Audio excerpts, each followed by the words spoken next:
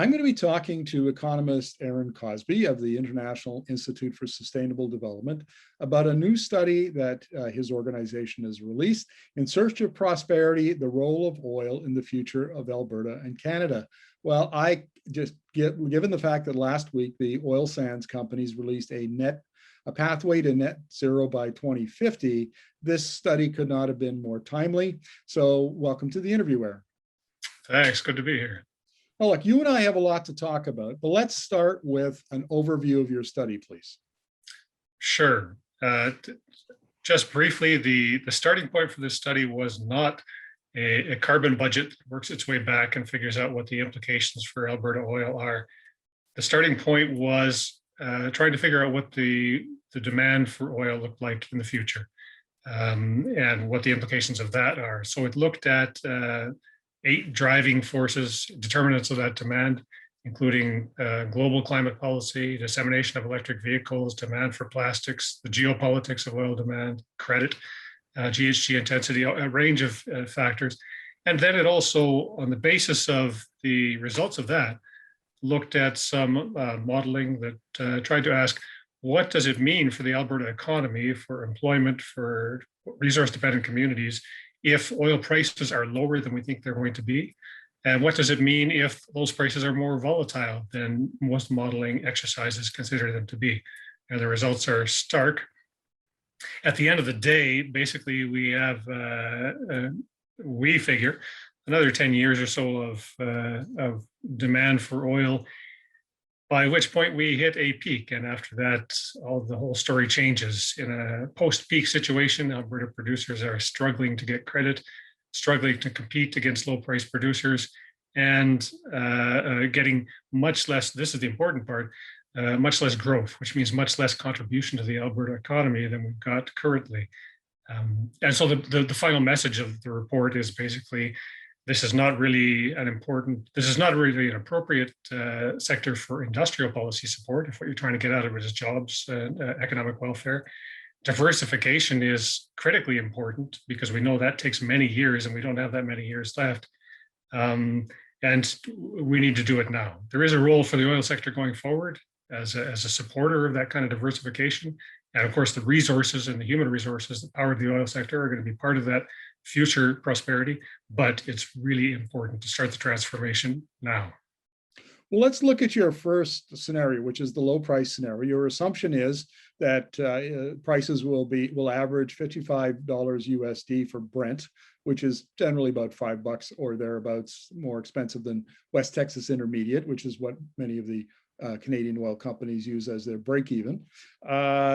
So walk us through the modeling, and I'm particularly curious about what you think about the oil sands, because we just had Suncor report 2 weeks ago. They said their break even right now is $35 WTI, going down by 2025 to $27. And I'm just wondering if you took any of those announcements into account in your modeling.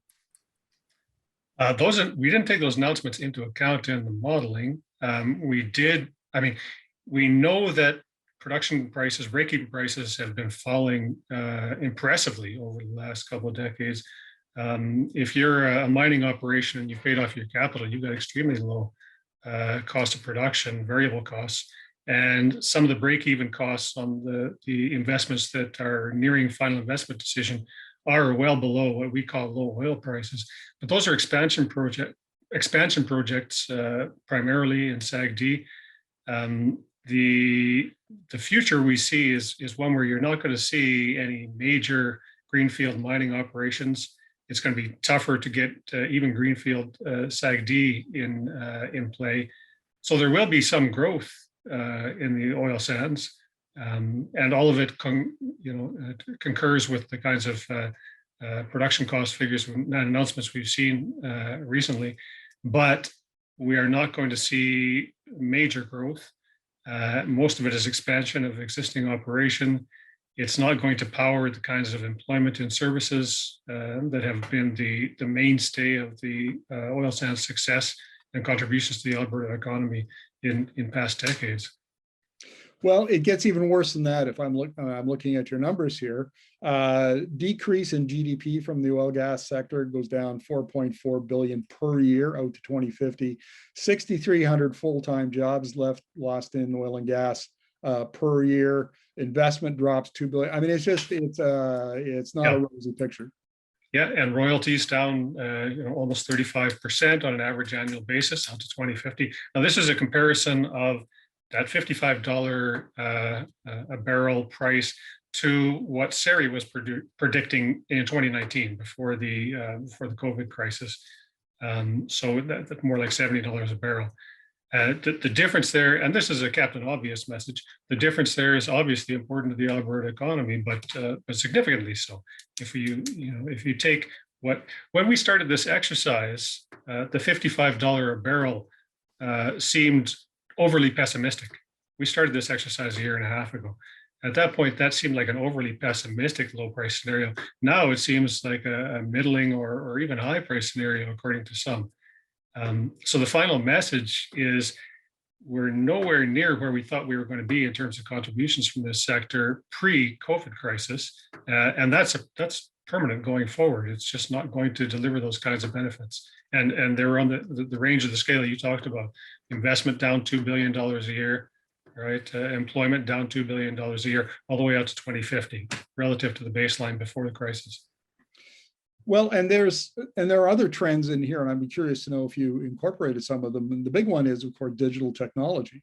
I mean, Ernst & Young did a study, last year that said 30% of oil and gas jobs in Canada gone by 2040.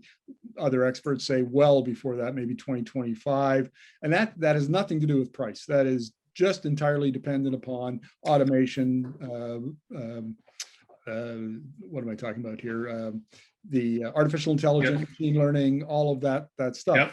Sure. Yeah. I mean, we've seen since 2014, where we had a peak, we've seen a loss of something like 18% of total workforce in oil and gas as five biggest subsectors. 23,000 direct jobs. If you think about indirect and induced jobs, that's a lot of jobs. And this is an ongoing trend that is driven by the cyclical nature of the sector. The downturns post 2014 forced a lot of producers to find efficiencies. They find those efficiencies in automation. So you don't have people driving trucks anymore. You've got automated trucks or semi-automated. You've got back office workers replaced with artificial intelligence and the Internet of Things. You've got sensors everywhere. So it's great that we found these efficiencies in this sector. Don't get me wrong. This is a wonderful thing. But in terms of contribution to the economy, if we're talking about the Ernst & Young study, which is over 46,000 jobs by 2040 out of oil and gas, it's just one more reason to be looking for alternatives as a driver of Albertan prosperity over time. Well, and I think we should point out that the peak employment in oil and gas Canada-wide was 221,000 in 2013, and now the latest figures are around 136,000. That's a very large drop in 7 years. Yes, and if 136, say 140,000 is the new normal, and then we're going to drop from there. Yes, things are going to look very different in Alberta. Yeah, and as I said, a lot of that employment comes in the service sector. I mean, the main component of those employment figures are, the direct employment figures are service sector jobs in oil and gas, and those thrive off growth. If we may see profits, continuing out to 2030 in a lot of the operators, but if we don't see robust growth, and the two are quite different, then you're going to see a crash in those employment figures and the contributions that employment brings. And I think we should point out that all you have to do is check out the big oil sands companies, Suncor, CNRL, Cenovus, Imperial Oil. Their investor presentations make it very clear we are focused on generating free cash flow. And we're going to give almost all of it back to shareholders. The shareholders are demanding that. Right. That is the new reality. Yes. Well, it's a condition of getting access to capital. Yes. If you don't give shareholders a big return, and in 2019, Suncor gave back 35% of its gross revenue in 1 year. It's billions and billions and billions of dollars. And if you don't do that, you don't get capital. I mean, the shareholders in the oil and gas sector are a hard monster to feed, and they demand to be fed, and at significant cost. If you look internationally, for the last 5 years, that has involved keeping those dividends up in the five majors has involved selling off assets. Basically, that's the only way they could get those kinds of dividends sustained. Well, let's talk about the shock scenario. And I am fond of saying, I've made this point in interviews and in essays, is that the 2020s are the middle decade of this energy transition, roughly. And the middle decade is generally the disruptive decade. This is the volatile decade. The new technologies begin pushing out the old technologies. So the electric and alternate fuels will be pushing out fossil fuels. And we see that in a big way. And we know that thanks to electrification, electric vehicles, we're going to see it even more by the end of the 2020s. And all of that argues that for your shock scenario, say after 2025, that might be the dominant scenario. I think that's right. So a couple of things on that. One, the scenario as we modeled it doesn't actually involve an acceleration of the historical shocks we've seen in the sector. So we've modeled as close as we can a set of stochastic shocks that happen based on historical price shocks, cyclical swings. We think that's conservative, because if you actually look at the kinds of trends you're talking about, if you look at an oil market post-peak where you have a severe pressure on the discipline of OPEC plus participants and national oil companies, I think you see increased probability of climate-related shocks, natural disaster-related shocks like Hurricane Katrina. I think you see a much more significant variability, volatility in this market in the future. But we didn't model that. All we did was model the historical reality. And if you do that, the results are quite stark. As if you compare the volatile market, which we did, to a nice average price. So we took our $55 a barrel price as a smooth average out to 2050 and compared that to another couple of scenarios, both of which also averaged $55 a barrel, but we gave them realistic price swings based on the historical reality. The results are stark in terms of decreased contribution to the economy. So we get royalties from the oil sands in one of those scenarios dropping by 43% on an average annual basis out to 2050. Or $1.6 billion a year. You get investment dropping by 30% on an average annual basis, or $11.2 billion a year out to 2050. Employment down 21%, 24,000 jobs. GDP contributions decreased by $24.3 billion, 21%. These are significant. This is, to be clear, this is much more significant impact than we found from low oil prices alone. This volatility. So this is a big story. Right, and that leads us logically into one of the four conclusions you didn't mention earlier, which is the transition needs to be anticipated and managed. And I've argued for a long time that Alberta and Canada need an energy transition strategy. We don't have one. Alberta doesn't have one, and I think that it ought to be an imperative of both industry leaders and political leaders. That's absolutely right. We've got historical precedent for other transitions which were managed more or less successfully. If you look at the phase out of coal in Germany, for example, and its incorporation of East Germany, if we look at the phase out of coal in the UK, both of those economies managed fairly well to do that transition in a successful way. But we have many more examples of poorly managed transitions which are socially, economically painful, and highly disruptive, not only of the sector involved, but of other sectors. So the lesson from that history is it can be done. And Canada and Alberta, as oil-dependent countries and regions go, are relatively well placed to do that because they have diverse economies, much more so than many of the other oil-producing states. But it's imperative that we actually recognize that the transition is coming and needs to be managed and start to do it. In order to take advantage of that advantageous starting position, we need to get going on it. Well, let me run a scenario past you and see what you think of it.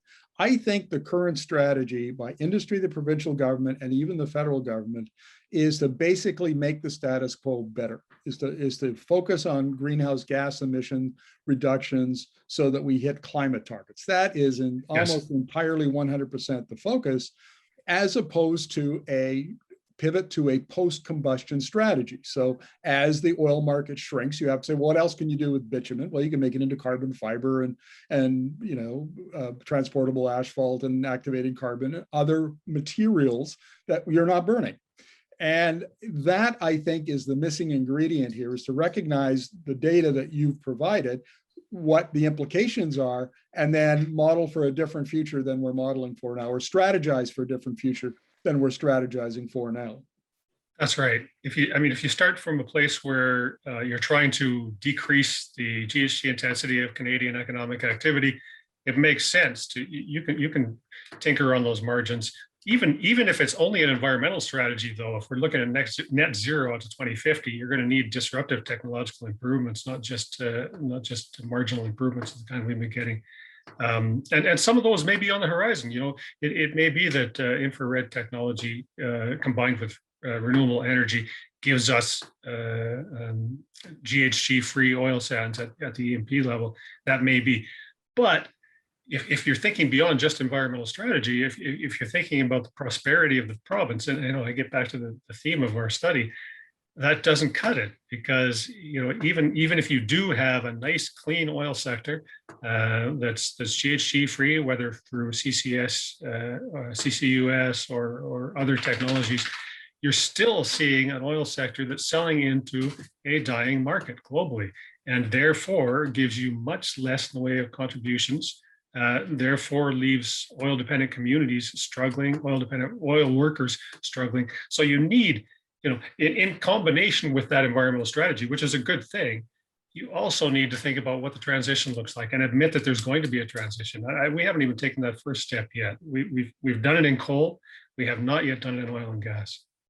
Well, I couldn't agree more. And in fact, I wrote a book about it and many columns about it, and will continue, because it's an issue, a crisis, really, an existential crisis that confronts not only Alberta, but Canada, because Alberta is a very large part of the Canadian GDP, and oil and gas are far and away our biggest exports at $100 billion a year. Automotive's 2/3 of that.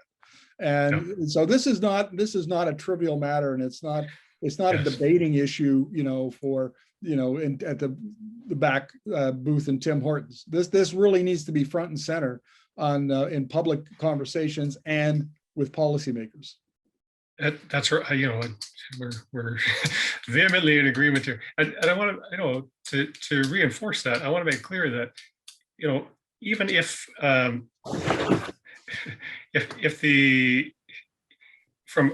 that's true from a climate perspective, but the key point is that's so undeniably true from the perspective of ensuring the future prosperity of Alberta and Canada.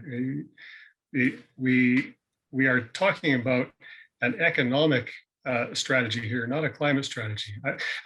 We're not saying to Alberta, you're being naughty because you're producing too much GHG emissions. It doesn't fit within the carbon budget. We're saying, look, get your act together, or you're going to be facing dire economic straits. Those are two very different messages.